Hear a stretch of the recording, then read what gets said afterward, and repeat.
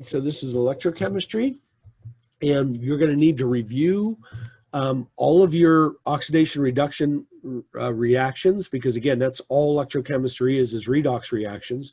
You got to know how to assign your oxidation numbers. You got to know how to identify redox reactions themselves. You got to understand redox stoichiometry, which is again, it's just like all other stoichiometry in chemistry. It is relating the coefficients in the balanced chemical equation, trying to get the moles, and then relating those moles to the coefficients in the balanced chemical equation. So really, it's just the same type of work that we've always done as far as that's concerned. And then also being able to identify oxidizing and reducing agents. So this is all the stuff that you learned in Chem 110, and now we're going to take and expand upon all of that. I will briefly review all of this, but again, very briefly, you really need to go back and read Chapter 8, Section 9, okay, and do any homework to bring you back up. Now, again, I have provided homework in the solutions manual, the one that I wrote, so you won't even have to go back to this chapter. You can just do the homework from this chapter, and it will review all of this stuff for you, or help you to review it. I'm not going to do it for you, okay? Okay, so oxidation-reduction reactions involve the transfer of electrons from one reactant to another. Now, we're only going to look at the transfer of electrons when we have to, because that could actually be a bit confusing. What we're going to do is we're going to follow the oxidation numbers. We're going to find out in a redox reaction, the oxidation numbers of the atoms and the reactants change. Only when we have to are we going to start looking at the electrons. And we are going to have to look at the electrons, but we're going to use the oxidation numbers for everything else, okay? So here's just an example. If I take an iron nail, so this is pure iron, and I dip it into a solution of copper 2 sulfate, that's this blue solution here. Within a matter of seconds, literally a matter of seconds, a chemical reaction occurs, and the iron nail is actually coated with solid copper, okay? So a spontaneous reaction. You'll notice the solution got kind of like an orangish tint to it, and that's because the iron actually came off, went into the solution, turned into iron oxide, which is orange, okay? That's irrelevant for right now. But so the iron, again, reacted with the cobalt ion in the copper ion in solution, the copper 2 ion, coated the nail with solid copper. And so basically we could look at it like this. So the solid iron nail was dipped into a copper 2 sulfate solution. The copper became solid copper, which coated the nail, and it left behind, which you couldn't really see, was the iron 2 sulfate. Now, again, the reality is, since we know our solubility rules, we know that copper 2 sulfate is a soluble salt and iron 2 sulfate is a soluble salt, right? So those are going to dissociate completely. Our sulfates then are going to be spectator ions. They cancel, and that's going to leave us with a net ionic equation. Now, in electrochemistry, it's always easier to work with your net ionic equation than it is the molecular equation itself. Okay, because now I can obviously see what happened. I can see that the iron, well, it went from 0 charge, right? It then became 2+. Well, the only way it could become positive if it loses electrons. In this case, it must have lost 2 electrons. Well, it did. It lost 2 electrons and it gave them up to the copper, because the copper went from 2+ to 0. Right? So we call metallic compounds 0 valent. So in other words, they have a charge of 0. That's all it means, right? They're neutral compounds. So it went from +2, picked up 2 negatively charged electrons and went to solid copper, or 0 valent copper, okay? So again, we can see easily that an electron transfer occurred for this reaction, and it must have been an oxidation-reduction reaction. Now, like I said, we're going to use the oxidation numbers to actually identify redox reactions. And so we know that this is the elemental form of iron, right? It's a single atom. It has a 0 charge, so its oxidation number is 0. The copper 2+, again, is a single ion by itself, so the charge is equal to the oxidation state for a monatomic ion. Monatomic meaning one atom, ion meaning charge. So for a monatomic ion, the charge is equal to the oxidation state. So this is +2. Here again, we have a monatomic ion, one atom with a charge. So the oxidation state of the iron +2 is +2. Then we have copper. Again, it has a charge of 0, so its oxidation state is 0. So we can see the oxidation state of iron went from 0 to +2, and the copper went from +2 to 0. That indicates that we have a redox reaction, an oxidation-reduction reaction, when the oxidation numbers of the atoms change. So this doesn't occur for acid-base reactions. The oxidation numbers do not change. This doesn't happen for precipitation reactions. The oxidation numbers do not change. This doesn't happen for the formation of complex ions. Again, the oxidation numbers do not change. Okay, so this is how we identify a redox reaction. The oxidation numbers change. So we have to assign oxidation numbers. Now, we've already seen for monatomic ions, the oxidation number is just a charge. But for any compound that has covalent bonds, so that could be a molecular compound, or it could be a polyatomic ion, which has covalent bonds, but too many or too few electrons. So in the case of molecular compounds or polyatomic ions, they don't have charges, so we have to assign hypothetical charges, which we call oxidation numbers. Okay? So again, just a quick review of the roles. These are in the tables that you must know. So rule number 1 simply says that if we have the element, it's not an ion, it's in its neutral state. If we have an element all by itself in its neutral state, the oxidation number is going to be 0.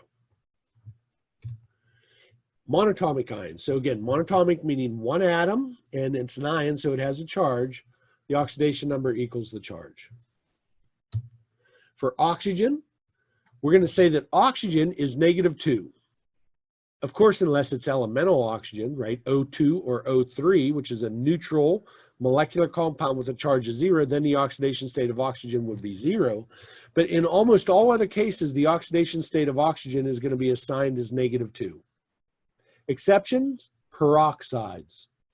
In peroxides, the oxidation state of oxygen is -1. How do you know it's a peroxide? Because the name is going to have the word peroxide in it no matter what. Okay, so the name, you'll be looking for the name peroxide. Hydrogen. Hydrogen is going to be +1 in almost all instances, unless it's just metal and hydrogen, binary, meaning 2 elements, hydrogen being one, metal being the other. In that case, since the metal has to be a cation, that means the hydrogen's got to be an anion. So in the case of metal hydrides, as these are called, so it's just metal and hydrogen. So in the case of metal hydrides, the hydrogen is -1. But in all other instances, it is +1. Halogens. So this is the group 7s, right? So this is the fluorine, chlorine, bromine, iodine, and astatine. These are normally going to be -1. And this is the most challenging one of them. The only time it's not -1, if it's in a compound that only contains another halogen or only contains oxygen. So these are binary compounds. They only contain either 2 halogens or a halogen and oxygen. If it contains halogen and oxygen, well, oxygen is -2, and you're going to have to figure out what the oxidation number of the halogen is. We're going to do that by rule number 6.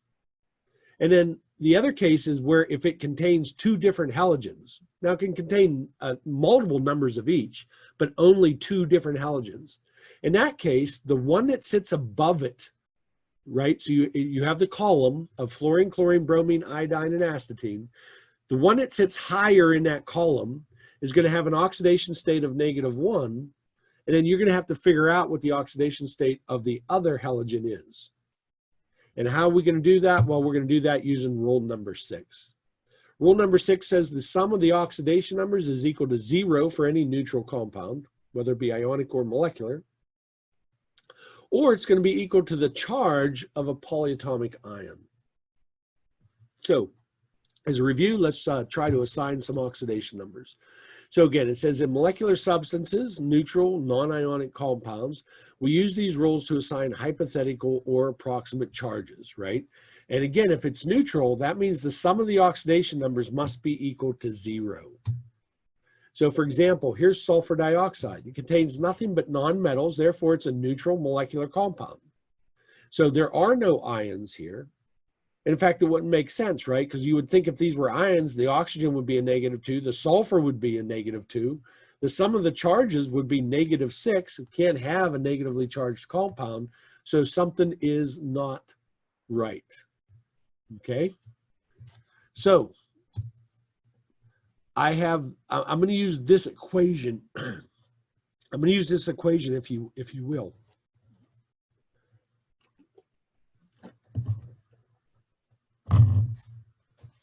Okay, so here's my chemical formula, and it can contain as many elements as you want.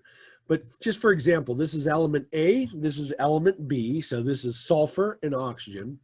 The M and N simply represent the number of atoms. So in this case, sulfur would be 1, the M would be 1, and oxygen there's 2, so the N would be 2.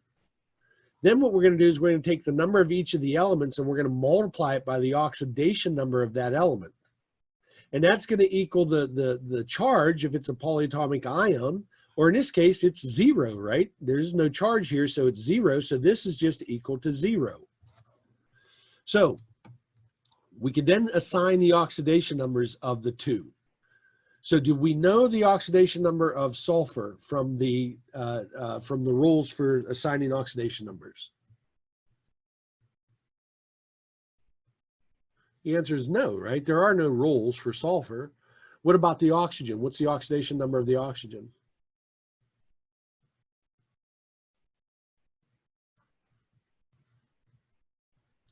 Eugenie, what's the oxidation number for oxygen?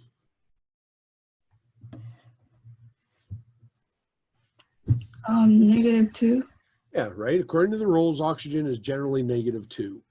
Now, it's O2, but that's not molecular oxygen, right? Molecular oxygen only contains oxygen. This compound contains sulfur and oxygen. So we do know that oxygen is -2. That means we're going to have to figure it out basically using rule number 6, right? So this is rule number 6 in equation form. So that simply says that with the oxidation number of sulfur plus 2, right, because there's 2 times the oxidation number of oxygen is equal to 0. We know that oxygen is -2. So 2 times -2 is -4. We'll add 4 to both sides, right? I just took this and moved it over. And so the oxidation state then of the sulfur is +4.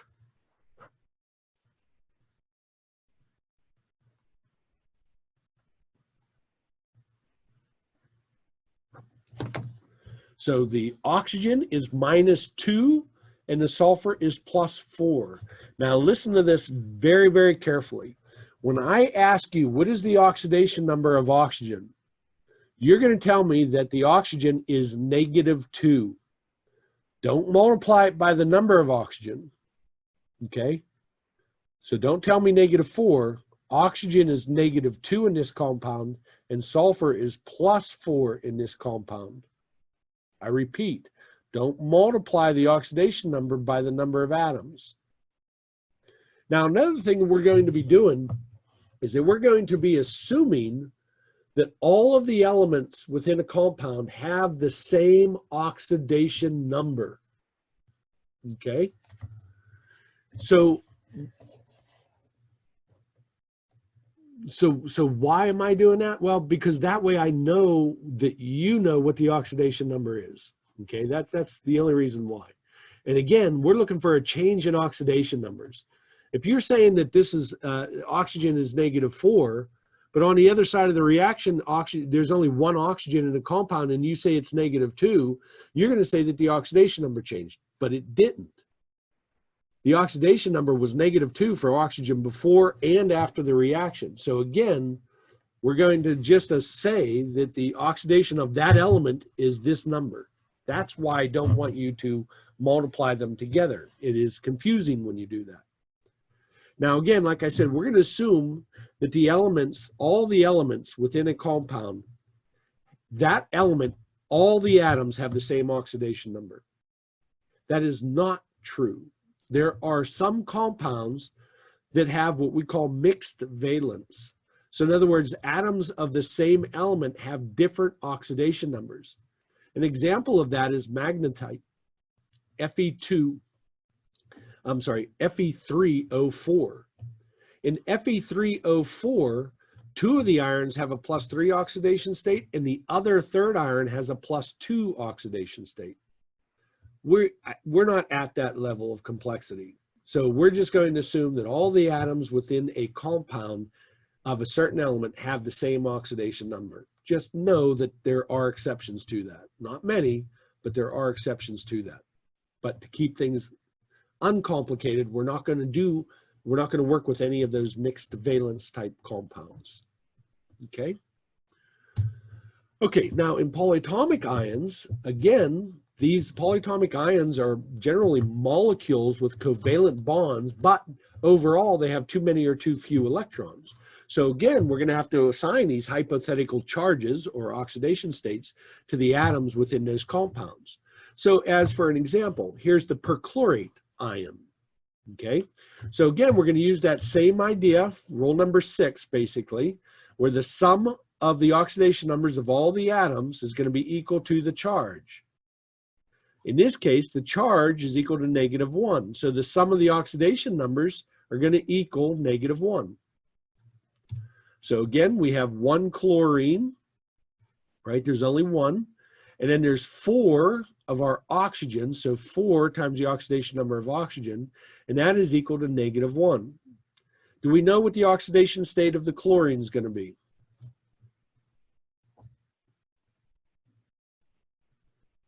Leah, do we know the oxidation state of chlorine? We can figure it out, right? Using the Well, is there any roles for chlorine?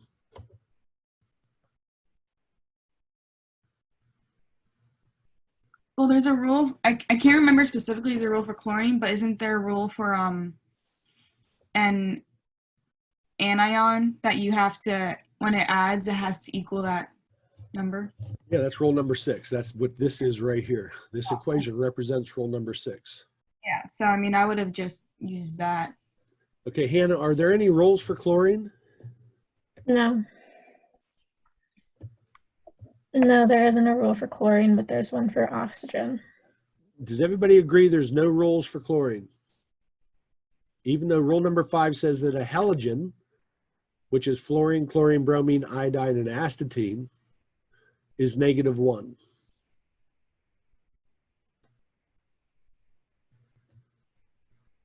So chlorine is a halogen. So is chlorine -1 then?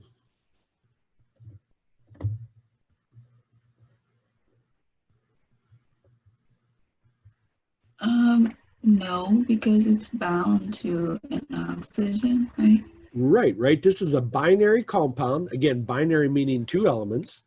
Those 2 elements are chlorine and oxygen.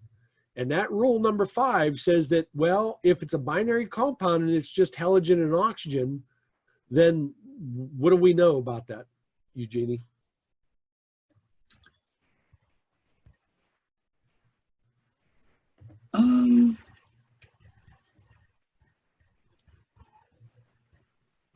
I'm not sure. Well, it says that oxygen is -2, and we're going to have to figure out what chlorine is in this case. Mm-hmm. So if the oxygen is -2, well, that's -8.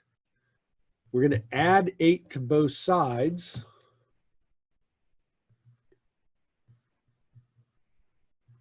Okay, we're going to add 8 to both sides then. And that's going to give us that the oxidation state of chlorine in this compound is +7. So again, each chlorine is +7, each oxygen is -2.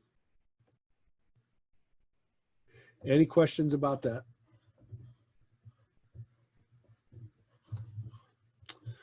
Okay.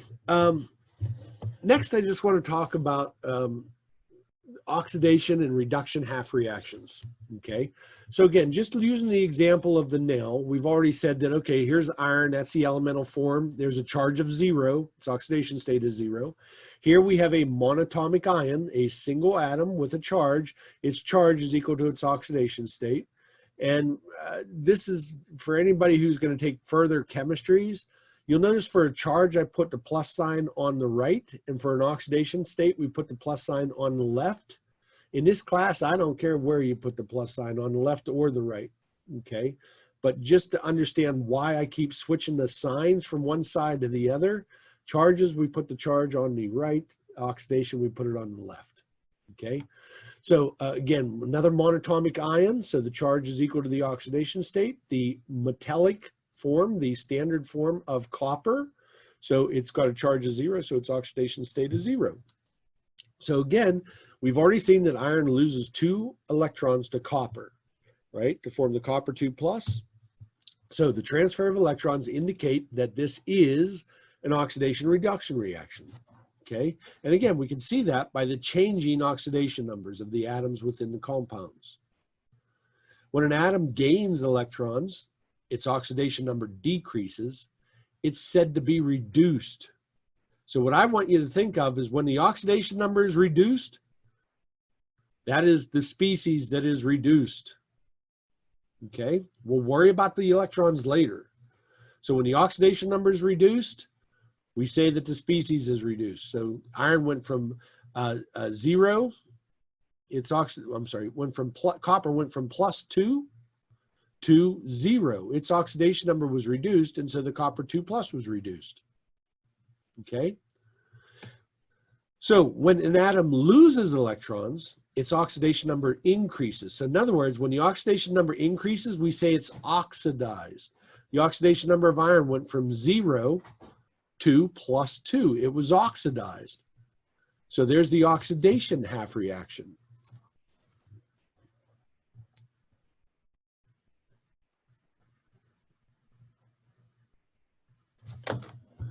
Okay, so now we clearly see what we have here. These are called half reactions. The copper 2+ picked up 2 electrons to equal copper 0. We're going to start balancing these reactions. And when we balance redox reactions, we have to mass balance. In other words, we have to make sure that there's the same number of atoms of each element on the reactant and product side, just like we've always done. But we also have to charge balance. Now, they don't, in this case, this is, we have 2+ and 2-, so this is 0, and this is a neutral compound, so it's 0. So this side is 0, and this side is 0. Down here, well, that's already 0, right? And we have a +2 and then a 2-, so that's also 0. So this side is 0 and this side is 0. Both sides do not have to be 0. In fact, oftentimes they will not. They just have to equal one another. If this side is -2, this side has to be -2. If this side is +4, this side has to be +4. Now, the only way we can charge balance is by adding electrons to one side or the other. That is the only way to charge balance. You have to add the negatively charged electrons to one side or the other. So these are our half reactions then. The oxidation half reaction, the oxidation number increases, we lose electrons. The reduction half reaction, the oxidation number is reduced and we gain electrons. So there's our oxidation, right? It goes from 0, the oxidation number increased to +2. Then we have the reduction half reaction. The copper goes from +2, its oxidation number is reduced to 0. So that's the reduction half reaction. So there's our oxidation half reaction, okay? Now, it's already mass balanced. We have 1 iron on this side. We have 1 iron on this side. But the sum of the charges over here is 0, and the sum of the charges over here is +2. Now I have to add negatively charged electrons so that both sides are equal. Well, I'm going to have to add the 2 negatively charged electrons this side, so we have 2-, 2+, this is now 0, which equals 0. We'll do the same thing for the reduction half reaction. We have the copper 2 plus going to copper 0. There's 1 copper on this side, 1 copper on this side. The sum of the charges over here is +2. The sum of the charges here is 0.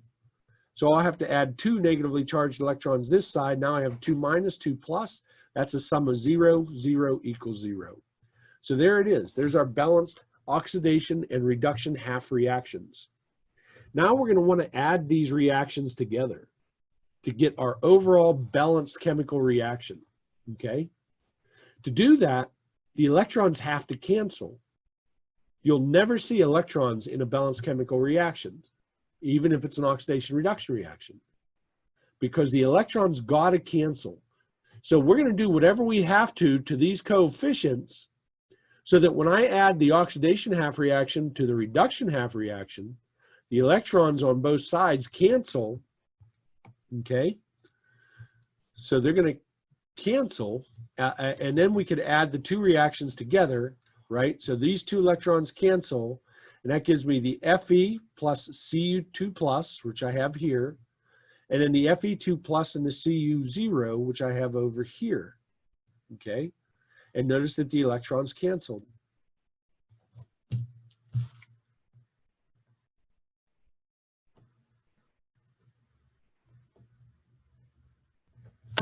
Okay, so balancing redox reactions. It's a little bit more complicated than that. This was a really easy one with 2 metal ions, monatomic ions. But they are going to get more difficult. We're going to assign oxidation numbers to each and every atom in the reactants and products. So we got to assign oxidation numbers to every single atom in a chemical reaction. Then we're going to split it into its oxidation and reduction half reactions. Then we're going to complete and balance both of the half reactions. We're going to balance all of the atoms except for oxygen and hydrogen first. Then we're going to balance the oxygen by adding waters to one side or to the other to get the same number of oxygen on both sides. Then finally, we're going to balance the hydrogen by adding hydrogen ions to either one side or the other. Now we're going to balance the electric charge then by adding negatively charged electrons to the more positive side until the sum of the charges on both sides are equal. Then we're going to combine the 2 half reactions. We're going to multiply the coefficients in the half reactions by whatever we have to, so that they're the same number of electrons in both half reactions, so that when we add them, the electrons of the 2 reactions actually cancel. Then we're going to simplify the overall reactions. We're going to cancel anything that's similar on both sides. Now, that would be true if we were dealing with a neutral solution or a solution in an acidic environment. If the reaction is occurring in a basic environment, we got 2 more steps.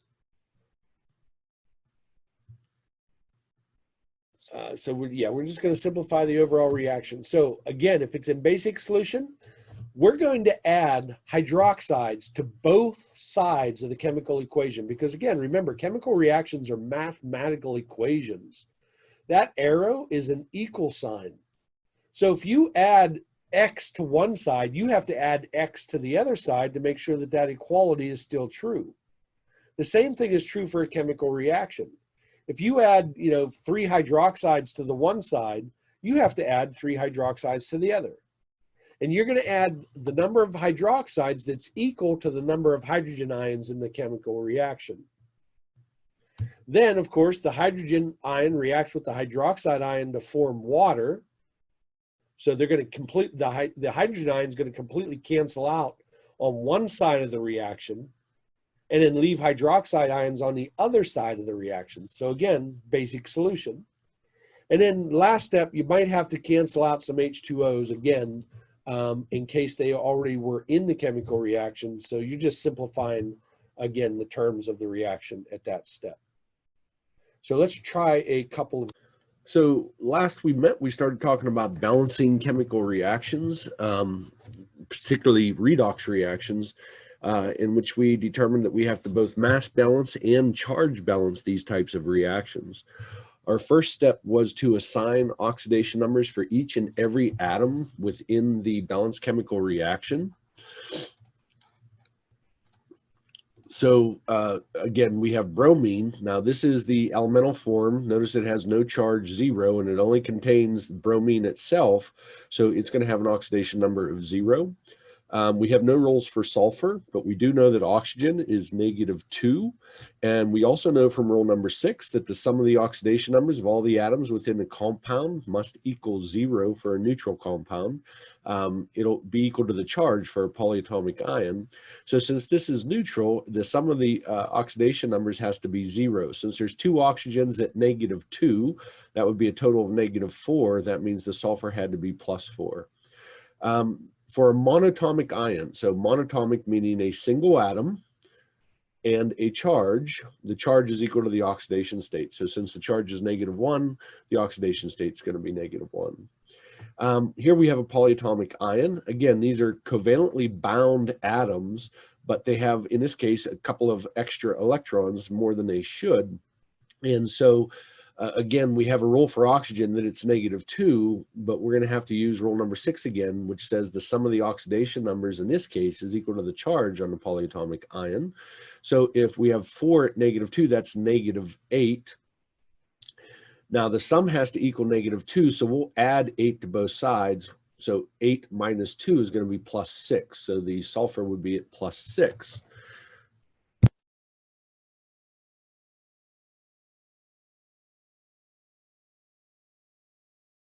So our next step now is to break them into the 2 half reactions, the oxidation half reaction and a reduction half reaction.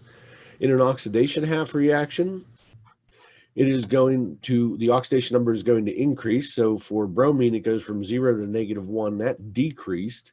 For sulfur, it was +4 to +6, that did increase, and the oxygen remained at -2. So the sulfur oxidation number increased, so that must be the oxidation half reaction. So it'll be the sulfur dioxide going to the sulfate ion. For the reduction, again, we've seen that the bromine oxidation number was reduced. It went from 0 to -1. Therefore, that's going to be the reduction half reaction. Now that we have the half reactions, we can now balance. We're first going to mass balance by balancing all the elements except for oxygen and hydrogen. So there's one sulfur, so that's good. Then, as you recall, we balance the oxygens by adding water molecules. So we see there's 4 oxygen here, there's only 2 here, so we're going to add 2 water molecules. That'll give us a total of 4 oxygen on both sides. Then we balance the hydrogen by adding hydrogen ions to either side to balance the number of hydrogen. In this case, there's 2 water molecules, each with 2 hydrogens. So that's a total of 4 hydrogens. So we're going to add 4 hydrogen ions to the other side of the reaction. Now we have 4 on both. Our final step then is to charge balance. So these are all neutral molecules. So the sum of the charges on this side is 0. And remember, we just want the charges on both sides to be the same. They don't have to be 0, they just have to be the same. The only way we can charge balance is to add negatively charged electrons to one side or the other, the more positive side.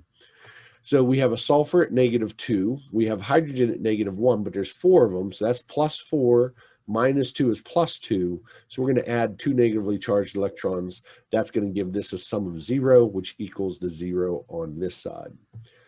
For the next reaction, again, we're going to want to do the same thing. We're going to want to mass balance. So again, we see we have 2 bromines and we only have 1 here. So we'll put a 2 in front. We'll put a 2 in front of the bromide. Now it's mass balance. There's no hydrogen or oxygen to worry about. So now we have a charge of 0 since this is a neutral compound, and each bromide has a -1 charge, but there's 2 of them. So this side is -2. So we're going to add 2 negatively charged electrons to this side, so it now is also -2. Okay, now that we have done all of that, can I simply add these 2 reactions together? Leah, what do you think?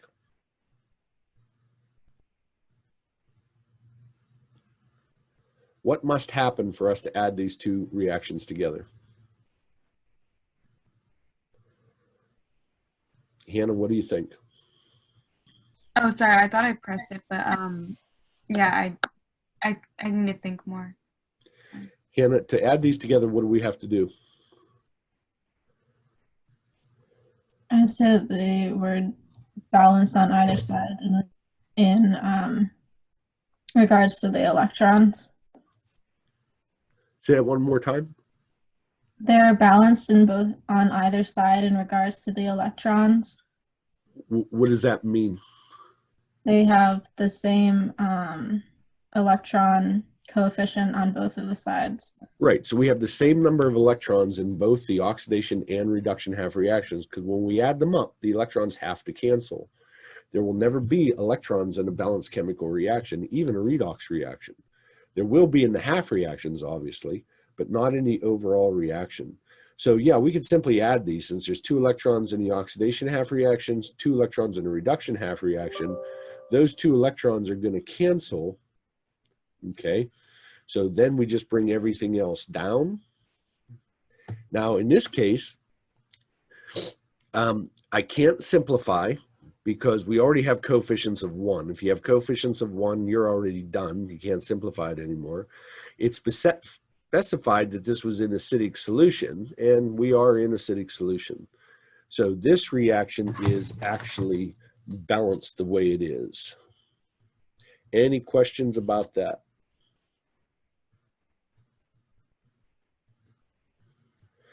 Okay, let's try another one, but this time in basic solution. Okay, so our first step again is going to be to assign oxidation numbers to each and every atom within this particular reaction. So Kaylee, what is the oxidation state of this?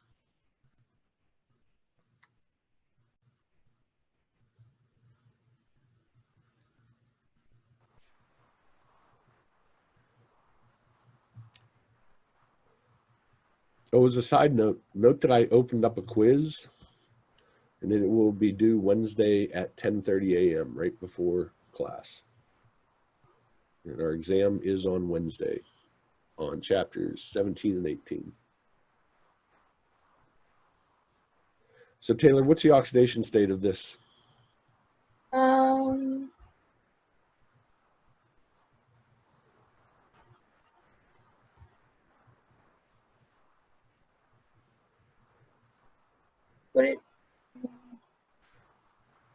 I'm not sure. Taylor, what do you think?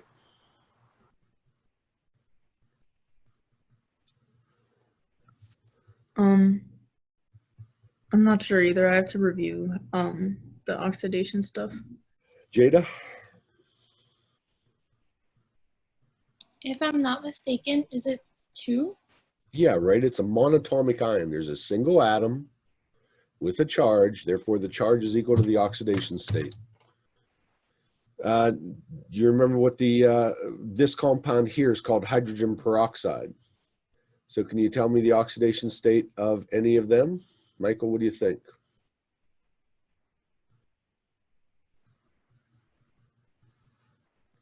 Not 0.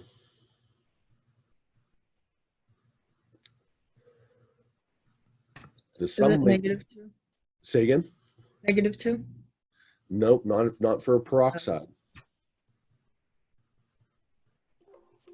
Oxygen would equal -1. Right, so for a peroxide, the oxygen is -1, and we also have a rule that says hydrogen is +1, which dictates that the oxygen must be -1 anyway. Okay. Now this is an ionic compound, right? We have a metal and a polyatomic ion. So what is the name of this compound? Again, like I said, if you can name compounds, this class is relatively easy. If you can't, it is relatively hard. So what is the name of this compound? Is it cobalt hydroxide? Not quite. Cobalt 3 hydroxide. It's cobalt 3 hydroxide. Therefore, what is the oxidation state of cobalt? What's the name of the compound? 3. Cobalt 3 hydroxide. So what's the oxidation state of cobalt? 3. 3. It's +3. That's what those Roman numerals represent. Okay. So now we have the hydroxide. We could treat this separately. I'll show some examples later on today. We could treat this separately, right? How many total ions are in this compound? How many total ions are in this compound? If we were going to, let's say it was a strong electrolyte, ignore the fact that it's a solid, what would be the Van Hoff factor for this particular compound? How many ions are there total? 6. No. Right. Oh. What does it dissociate into? Cobalt 3 plus and OH minus. How many? Would it be cobalt plus 3 OH? Yeah, so how many particles, how many ions are there? Oh, 4. 4, right? So that really means we have the cobalt 3, which is a monatomic ion. So it has what, single atom and a charge. And then we have this polyatomic ion, the OH minus. So what is the oxidation state for oxygen?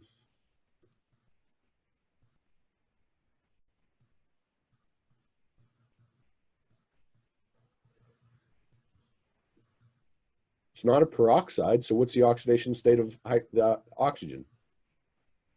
This is a hydroxide, not a peroxide.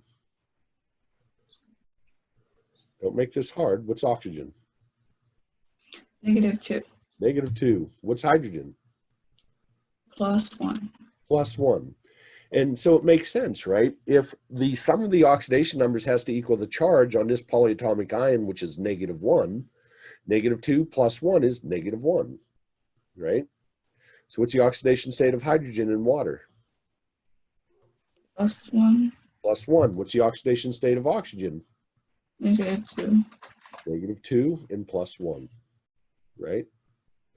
Okay, so now that we've assigned the oxidation numbers to all the atoms, what is the oxidation half reaction? So that's going to be our next step, the oxidation half reaction. What was oxidized?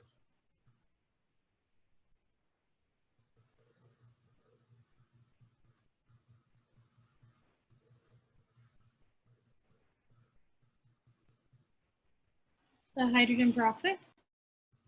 So the hydrogen went from +1 to +1. It didn't change. The oxygen went from -1 to -2. Was that oxidized or reduced? Did the oxidation number of oxygen increase or decrease? It decreased. So that's reduction. So what's the oxidation? Cobalt. Cobalt went from +2, its oxidation number increased to +3. So that's our oxidation half reaction. The cobalt 2 plus going to cobalt 3 hydroxide. And then the reduction, well, we've seen the oxygen went from -1, it was reduced to -2 in both compounds. Since we've already used this one, we're just going to use the water. Okay. Any questions about that? I have a question. Yep. So for like the peroxide and the water, why do you mention the oxygen instead of the hydrogen? Nothing happened to the hydrogen. It Oh, was +1, +1, +1. okay. So the hydrogen, I don't want to call it a spectator, but nothing happened to it. No electrons were transferred from or to the hydrogen atom. Okay? Yeah. Okay, so now that we got our half reactions, we want to balance. So we first want to mass balance. So we're going to start with the oxidation half reaction. So we're going to do everything but oxygen and hydrogen first. Do we have to do anything?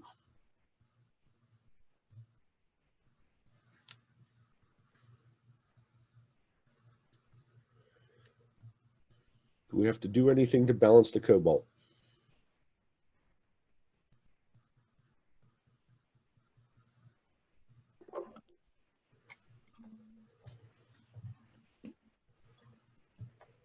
Yes, so you put a 3 in front of the cobalt. Okay, how many cobalt are on this side? Just one, but you need. How many are on this side? Oh, wait, no. You don't do anything to it. Nothing. The cobalt's already balanced, right? There's one cobalt, one cobalt. Okay, what am I going to do next to balance this?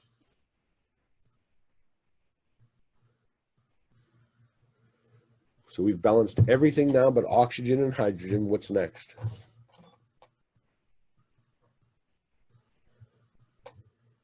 Add 3 OH. Okay, that's not the way we balance oxygen. We're going to balance the oxygen next. I will say there is a different set of rules that you could use to balance redox reactions. If you want to use those rules on your own, you may. I'm not going to review them in any way, but be very careful when you do that. That's a different way, and it's different. We're going to follow the way that the text asks us to do it. That's going to be to balance the oxygens by doing what?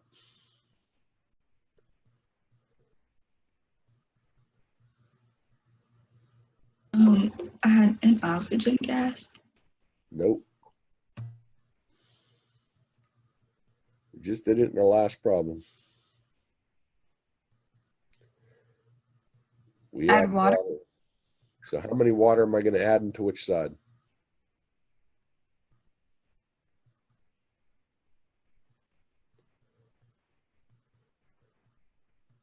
Add it on the left, add 3. To the left, we're going to add 3. We're going to add 3 waters. Now, how do I balance the hydrogen?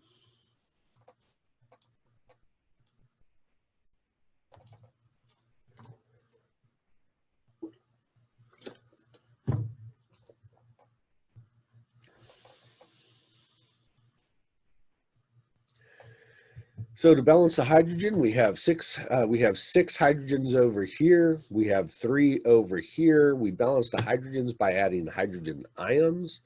So since there's 6 and 3, we're going to add 3 hydrogen ions to this side. Now that we have it mass balanced, now we're going to charge balance. We simply want the charge to be equal on both sides. I have a cobalt at +2 on this side. I have a hydrogen at +1, but there's 3 of them, so that would be +3. So this side is +2. This side is +3, so I'm going to add 1 negatively charged electron to this side, so that now both sides are +2. Then we come to the hydrogen peroxide going to water. There are no other elements except for hydrogen and oxygen, so first thing I want to do is to balance the oxygen. There's 2 oxygen on this side. There's 1 oxygen on this side. So I'm going to add another water. You could just put a 2 in front of this water if you would like. I was just explicitly showing how there's now 2 water molecules, 1 that was there and 1 that already came. Note, again, if you're doing homework problems from the text, they normally don't even include water in this. And you would have had to realize that the hydrogen peroxide was going to water. Okay? So keep that in mind if you're doing problems from the text. So now that we have the oxygen balanced, we want to balance the hydrogen. There's 2 hydrogen on this side. There's a total of 4 hydrogen on this side. So that means I got to add 2 more hydrogen ions to this side. Now that we have it mass balanced, we want to charge balance it. So there's +2 on this side. These are all neutral, so that's 0. So we can only add negatively charged electrons, so we're going to add them to the more positive side. We're going to add 2 electrons to this side, so now the sum of the charges is 0, which is equal to the other side, which is also 0. In this particular case, though, we can't simply add them together because we need the electrons to cancel. There's only 2 electrons in this. There's 2 electrons in this reduction half reaction, but there's only 1 electron in the oxidation half reaction. So what we're going to have to do is multiply each of these coefficients by 2 so that we have 2 electrons in the end. So that's going to give us this. Now I have 2 electrons in my oxidation half reaction. I have 2 electrons in my reduction half reaction. These 2 electrons are going to cancel these 2 electrons. And now we simply bring everything else down. We can simplify before we do that. So there was 2 hydrogen ions on this side. That'll cancel 2 of the hydrogen ions on this side, leaving 4. Then we have 2 water molecules on this side, 6 on this side. So we're going to cancel out these 2 and change the 6 to 4. Now there's nothing else similar on either side, so we're simply going to bring down everything else. Now, if this was in acidic solution, would be done at this point because we have the hydrogen ions. It is fully simplified, but we're not finished because it is in basic solution. As you recall, when it's in basic solution, we're going to add the same number of hydroxides as there are hydrogen ions. So in this case, there's 4 hydrogen ions, so we're going to need to add 4 hydroxides. When you add the 4 hydroxides, again, this is a mathematical equation. You could say that 2x plus 4y is equal to 1z, which is equal to 2s plus 4t. So if you add something to one side, you have to add the same thing to other side to make sure that the equality is the same. So if I add 4 hydroxides to this side of the reaction, I have to add 4 hydroxides to this side. Again, we're going to add the same number of hydroxides as there are hydrogen ions when we're doing this in basic solution. So let's add the 4 hydroxides to both sides. Now, the hydroxide and the hydrogen ion are going to react, just as they always do, to form H2O. So these are going to become H2O. Okay. Now our next step then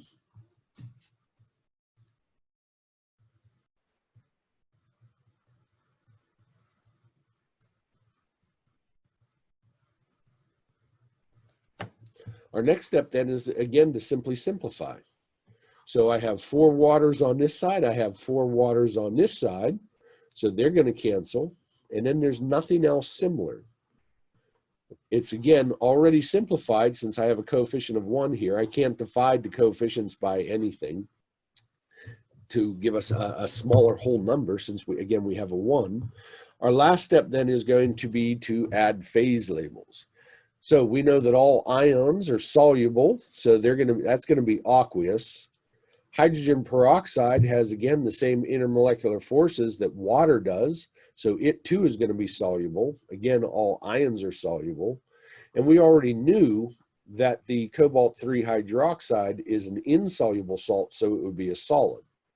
In addition, the reaction oftentimes already has the phase labels there, and they would simply need to come down. You would need, again, to know that, of course, all ions are soluble. So add in our phase labels, and then we are done. Okay, let's try balancing a redox reaction. Okay, so here's our redox reaction. We have the permanganate ion reacting with the oxalate ion to produce manganese, this compound, and carbon dioxide. Okay.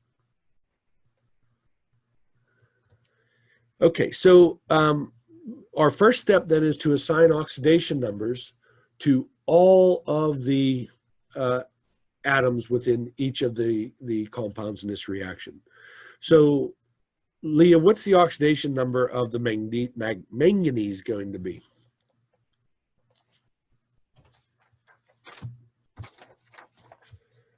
What's the oxidation number of the manganese going to be? +1.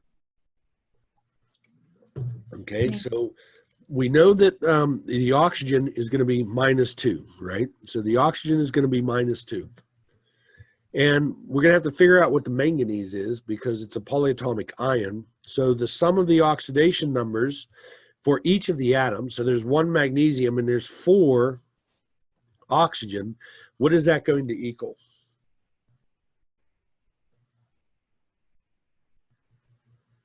What is that going to equal? 5. Well, the polyatomic ion has a charge of -1. So it's got to Oh, equal. I'm sorry, -1. I thought you were talking about the X values and not the ending. Sorry. Okay. Well, I did originally ask that, but so we don't know manganese. There's no rules for it, but what is oxygen? -2. -2. So that is -8. So we're going to add 8 to both sides. What's 8 minus 1? -7. Oh, I'm sorry, 7. Yeah. Positive 7, right? So plus 7. So the manganese right now is at plus 7. So, Hannah, what's the oxidation number of the carbon in the oxalate? +3. So you're saying it's plus 3, and the Mhm. oxygen? -2. Minus 2. So again, we have 2 carbon, we have 4 oxygen. That all has to equal the charge on the polyatomic ion -2. No rules for carbon, but oxygen we know is -2. So we have -8. So we'll add 8 to -2, which will be +6. Divide through by 2. So carbon has an oxidation state of +3. Kaylee, what is the name of this compound?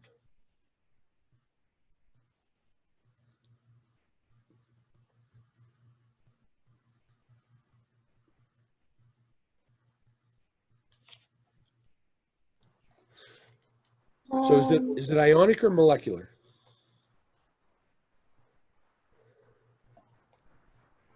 Is it ionic or molecular? Is it ionic? Yeah, okay, we have a metal and a non-metal.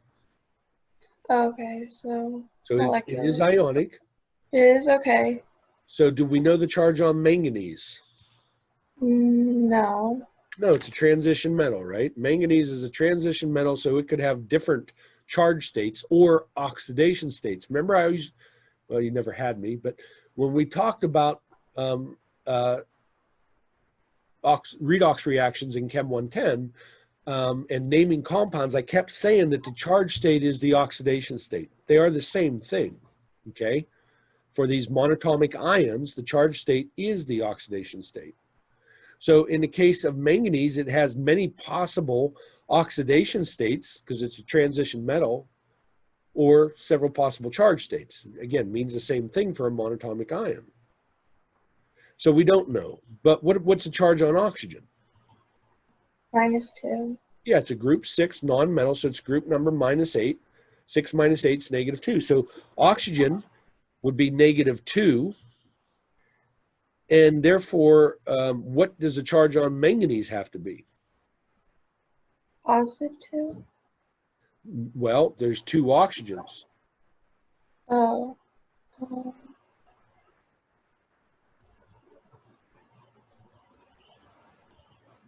So what's the charge on the manganese have to be?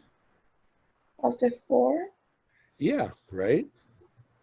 So this ion is composed of these 3, this molecule, this ionic compound contains 3 ions, magnesium 4 plus, oxygen 2 minus, and oxygen 2 minus. They're all monatomic. Okay? So you know the name of this compound then is what?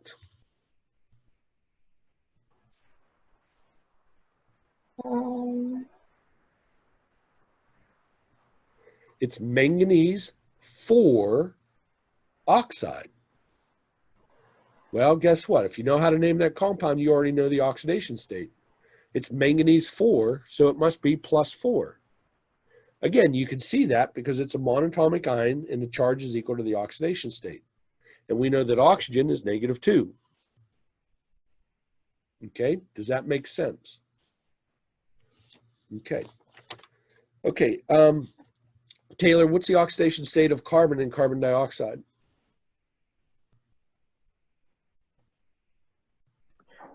Is it just 1? No. What's the oxidation state of carbon? I'm sorry, oxygen. -2. -2. So I have how many carbon? 1, How many oxygen? 2. 2 times the oxidation state of oxygen is equal to what? -2. What's the charge on that compound?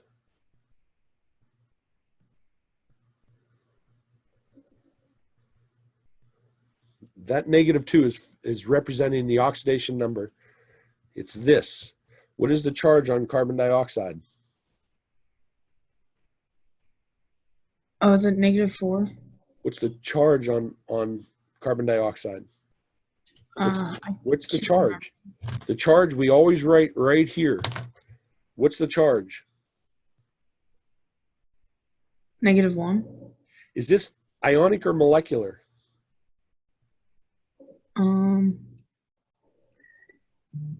Molecular. Yeah. What's the charge on molecules? 0. 0. So what's the charge on this molecule? Because the sum of the oxidation numbers got to equal the charge. So if it's a neutral molecule, it's So it'd be 0. positive 2. Oh. Now you just told me that the oxidation number of oxygen is -2. What is the oxidation state of carbon? -4. I mean +4.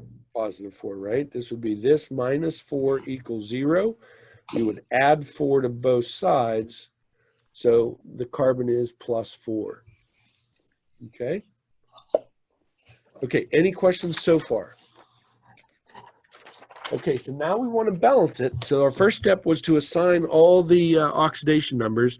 Next, I want to separate it into the oxidation half reaction and the reduction half reaction. So what species was oxidized? What species was oxidized?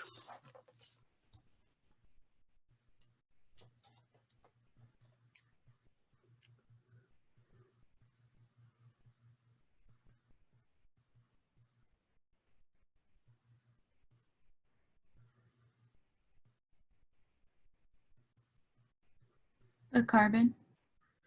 So the carbon went from +3 to +4. Its oxidation number increased. So it is the oxalate going to the carbon dioxide. I'm going to drop phase labels. We'll add them back in as our last step. Just makes it easier. And the reduction half reaction then is the species that was reduced. The manganese went from +7 to +4. Its oxidation number was reduced. Notice that the oxygen itself never changed oxidation numbers at any time during all of this. Okay. Okay, now that we have our half reactions, we need to mass balance. Hannah, what's the first thing I'm going to do to mass balance my oxidation half reaction?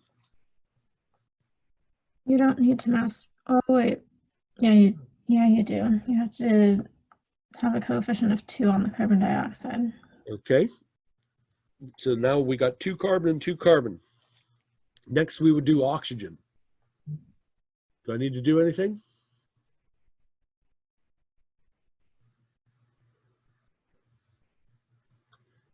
That's right, Haley, right? Why don't I have to do anything?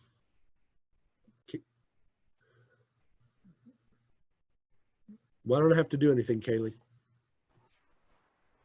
Because there's already 2 oxygen, and then put a 2 in front, so that makes it 4. Yeah, right. There's 4 oxygens here. 2 times 2 is 4. So no, I don't have to do anything for the oxygen. Okay, Kaylee, you're on a roll. What do I do next? For this one, we're still on the oxidation.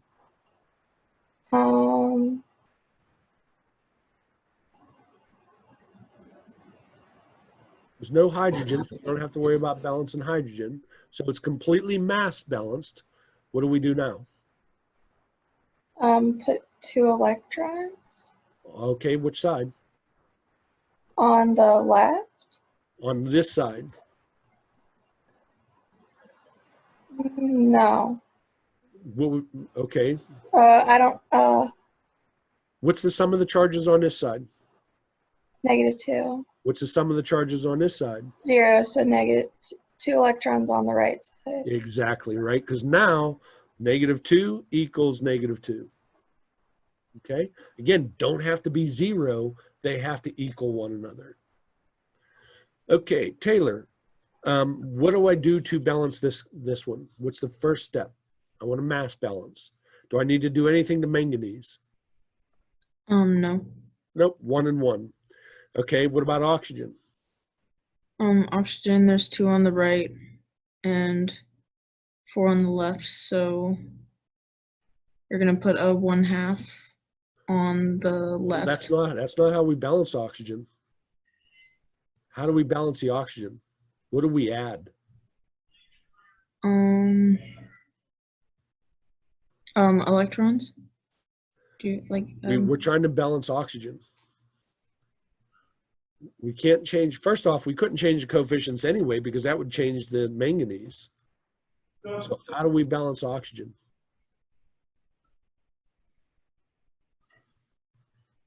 Eugenie, how do we balance oxygen?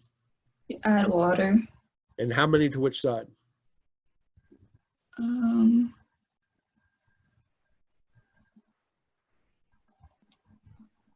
2 To which side? to the right side. To the right side, right? There's 4 oxygen here. There's only 2. So we're going to add 2 water. So now there's 2, 4 oxygens on this side and 4 on this side. What's my next step? Add hydrogen to the left side. How many?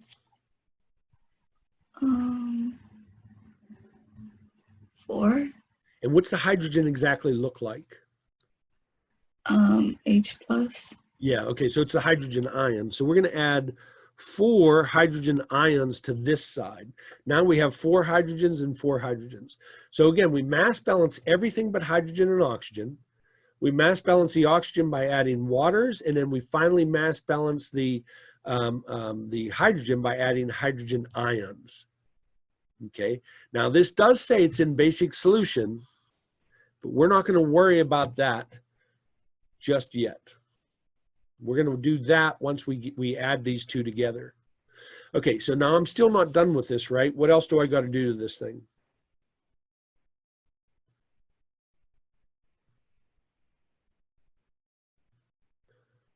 So it's completely mass balanced. So now I want to charge balance it. So Michael, what am I going to do to charge balance this? And by the way, just as a note, physics and chemistry are exactly the same thing as you get to the atomic level. So there's a ton of overlap between chemistry and physics.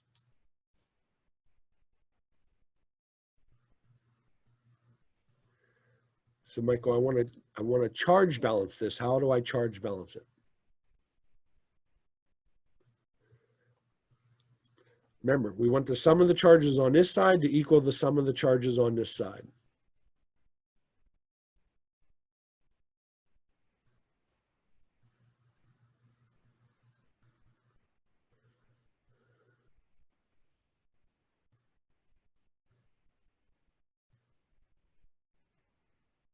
Leah, what do you think?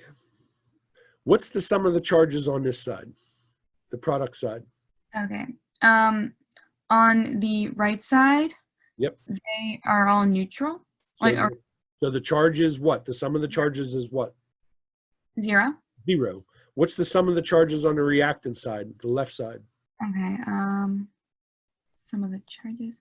Well, you have a -1 and a +1. So, but you have 4 hydrogens, so you have a -1 + 4. So, okay, you have 3. So this is +3 on this side. Mm-hmm. So +3 on this side and 0 on this side. How do I charge balance it? Okay. So on the, what I'm trying to think of, like what you would normally do is on the left side, you would -3 electrons. Okay, so now I have 3 negatively charged electrons. So what's the sum of all these charges then? 0. Yeah, right. I have -3, -1, that's -4, +4, 0, which equals 0. But don't we need to have the, they need to cancel off the electrons? Oh, we absolutely do. So that's our next step. Now, once we have the oxidation and reduction half reactions balanced, I need to add these 2 reactions. And you're right. The only way I could add these 2 reactions is for the electrons to cancel. So what else do I need to do then? Oh, can you multiply each reaction? So the top one, the oxidation reaction, you would multiply the whole thing by 3. Okay, And then for the reduction reaction, you would multiply it by 2. Absolutely. And if you don't know what that common denominator is, you could just switch these two. But if you do that, you have to be careful because you might have to simplify later. In this case, we know 2 and 3, the simplest common denominator between the two is 6. Okay, so that's why we multiplied each of these. So now I have 3 C2O42 minus going to 6 CO2 plus 6 electrons. Then over here I have 2 permanganates plus 8 hydrogen ions plus 6 electrons going to 2 manganese 4 oxide plus 4 waters. Now I can add these because my 6 electrons cancel. In all those equations that I showed you that had N in them, N would equal 6 moles of electrons. That's what the N, that's where the N's coming from. Okay. Now I could look real quick and see if there's anything similar on both sides and I could cancel them at that point. There isn't, so I'm simply going to bring everything else down. It doesn't matter which order you write these in. Again, these are mathematical equations. It's called the commutative property. If I have A plus B equals C plus D, that's the same thing as saying B plus A is equal to D plus C. So again, it doesn't matter the order. This is just an equal sign in a mathematical equation.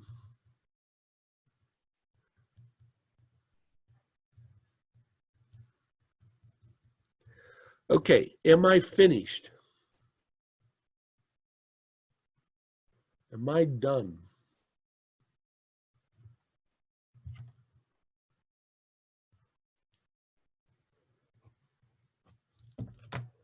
Am I done? No. Because this is in basic solution. What am I going to have to do? How do we go from acidic to basic solutions in redox reactions when balancing redox reactions? What is a base? A hydroxide. Hydroxide. So if I wanted a base, I would want hydroxide ions, not hydrogen ions. How am I going to get rid of those hydrogen ions?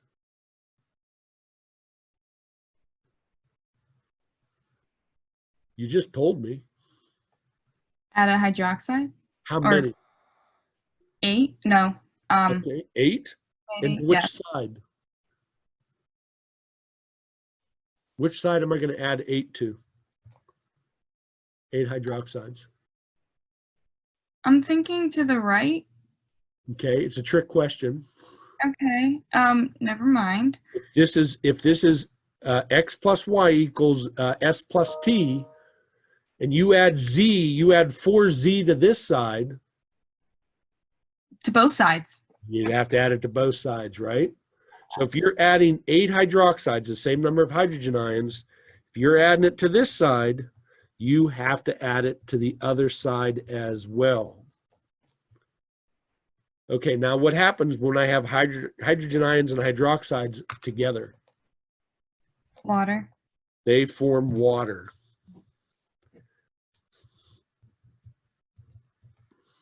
Okay, so now I have 8 H2Os and the rest of this. Can I simplify this at all?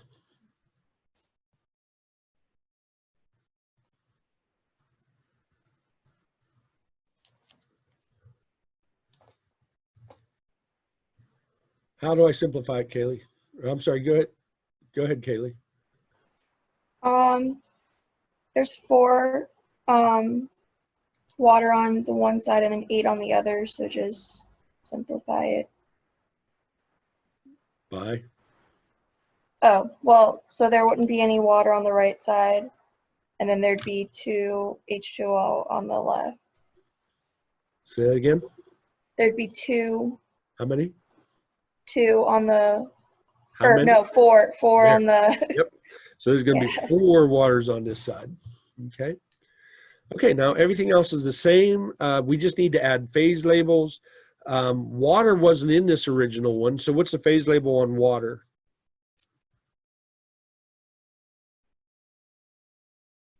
Liquid, L. It's a liquid, right? We've seen that over and over again.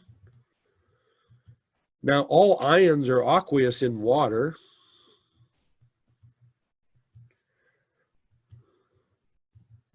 So these are all ions. Carbon dioxide has what phase label? Gas. We know that carbon dioxide is a gas, plus it was here already. We know that most metal oxides are solids, insoluble. And again, the phase label was already in the original. And again, all ions are aqueous, so aqueous. And there it is. There is your balanced thermochemical equation in basic solution. Again, without all my talking, this would have taken probably less than, 2 minutes. If you know what you're doing, okay? So again, please make sure you're doing your homework and ask questions when you have them. If it wasn't in a basic solution, we wouldn't have added the hydroxides. We and would have, yeah, exactly. We would have stopped. This wouldn't be here, and this wouldn't be here, and we would have been done. Okay. Because we can't simplify, right? Because of the 2 and 3, that's what it would have looked like in acidic solution. Okay. Right? The hydrogen still would have been there. The water still would have been there.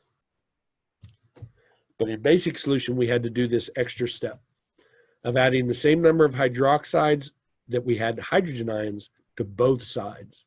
Then understanding that the hydrogen ion reacted with the hydroxide ion to form water. And then that usually means we have to do one more simplifying step.